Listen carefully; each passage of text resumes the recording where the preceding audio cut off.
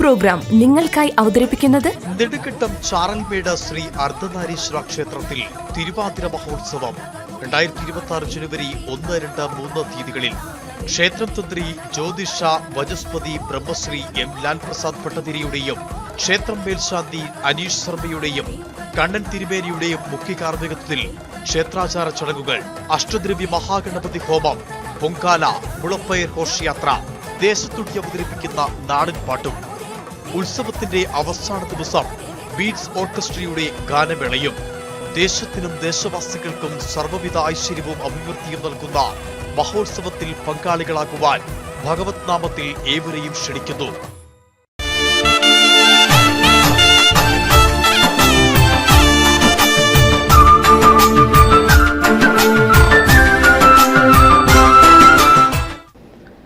മണ്ഡല മകരകാല season 18 ദിവസം പിന്നിടുമ്പോൾ ശബരിമലയിൽ ഇതുവരെ ആകെ എത്തിയത് തീർത്ഥാടകരുടെ എണ്ണം 15 ലക്ഷം കവിഞ്ഞു.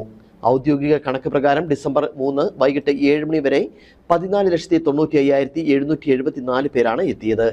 7 മണിക്ക് ശേഷമുള്ള എണ്ണം കൂടി കൂട്ടിയാൽ തീർത്ഥാടകരുടെ എണ്ണം 15 ലക്ഷം കവിയും.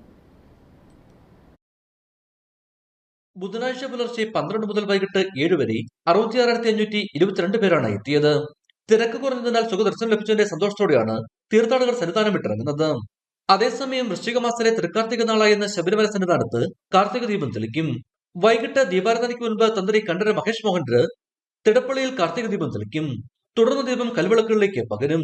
സന്നിധാനത്തെ എല്ലാ ദേവി ദേവന്മാരുടെ പ്രതിഷ്ഠയ്ക്ക് മുൻപിലും ദീപങ്ങൾ തെളിക്കുകയും മാളികപ്പുറത്ത് വിശേഷാൽ ദീപാരാധന നടത്തുകയും ചെയ്യും. വലിയ നടപ്പന്തൽ, പാണ്ഡ്യത്താവളം, ദേവസ്വം സർക്കാർ കെട്ടിടങ്ങൾ, വ്യാപാര സ്ഥാപനങ്ങൾ, പമ്പ, നിലയ്ക്കൽ എന്നിവിടങ്ങളിലും ദീപങ്ങൾ തെളിയും. ഇടുക്കി വിഷൻ, സന്നിധാനം.